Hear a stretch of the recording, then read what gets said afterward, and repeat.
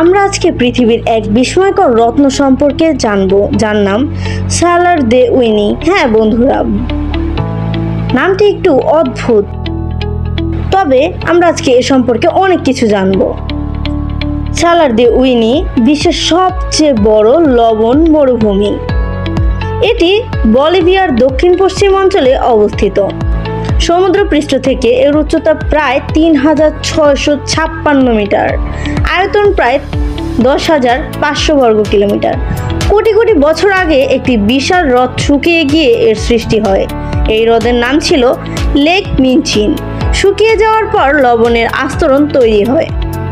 মরুভূমির মাটিতে বিশাল লবণের ফ্ল্যাট ব্লক রয়েছে। এখানকার দৃশ্য একেবারেই অন্য গ্রহের মতো লাগে। বৃষ্টির সময় এর সৌন্দর্য আরও বেড়ে যায়। বৃষ্টির পানিতে পুরো মরুভূমি আয়নার মতো ঝকঝক করে। তখন একে বলা হয় বিশ্বের সবচেয়ে বড় আয়না। পর্যটকদের কাছে এটি খুবই আকর্ষণীয় স্থান। ফটোগ্রাফারদের জন্যও এটি স্বপ্নের জায়গা। আকাশ ও মাটির প্রতিফলন এখানে মিশে যায়, ফলে মনে হয় আকাশে হাঁটা হচ্ছে। রাতের বেলায় তারার প্রতিফলন জাদুকরী দৃশ্য তৈরি করে। এখানে লবণের স্তূপ কেটে স্থানীয়রা ব্যবসা করেন। সালার দে উইনিতে প্রচুর লিথিয়াম মজুদ আছে। আধুনিক ব্যাটারি তৈরির জন্য এই লিথিয়াম খুবই গুরুত্বপূর্ণ, তাই এটি বলিভিয়ার অর্থনীতিতে বড় ভূমিকা রাখে। মরুভূমির মধ্যে ইনকাহুয়াশি নামের একটি দ্বীপ আছে। এই দ্বীপে বিশাল আকারের ক্যাকটাস গাছ জন্মে। কিছু ক্যাকটাস শত শত বছর পুরনো। শুকনো মৌসুমে এটি লবণের সমুদ্রের মতো সাদা দেখায়। বর্ষায় পুরো মরুভূমি রূপ নেয় কাচের মেঝেতে। এই বিশালাত্মে দিগন্ত পর্যন্ত শুধু সাদা বিস্তৃত দেখা যায়।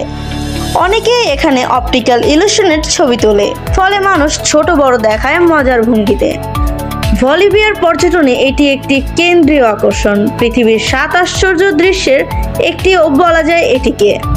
সালার দে উইনি মহাকাশ গবেষণার ক্ষেত্রেও ব্যবহৃত হয়। স্যাটেলাইটের ক্যালিব্রেশনের জন্য একটি আদর্শ স্থান হলো এটি, কারণ সমান প্রতিফলিত পৃষ্ঠ সহজে শনাক্তযোগ্য। এ অঞ্চল ভ্রমণ করলে মনে হয় স্বপ্নে প্রবেশ করা হয়েছে, পুরো স্বপ্নের দেশের মতো। উঁচু আকাশ, লবণের সমুদ্র আর নীরবতা একাকার হয়ে যায়। স্থানীয় ঐতিহ্য সংস্কৃতিও এখানে পর্যটকদের টানে। প্রতি বছর হাজার হাজার ভ্রমণকারী এখানে আসেন। প্রকৃতির সৌন্দর্য ও বৈজ্ঞানিক গুরুত্ব একসঙ্গে মিশেছে এখানে। তাই সালার দে উইনি পৃথিবীর এক বিস্ময়কর রত্ন। বন্ধুরা, কমেন্টে জানাবে তোমাদের এই সম্পর্কে জেনে কেমন লাগলো। এমনকি তোমরা সেখানে যেতে আগ্রহী কিনা সেটাও জানাবে।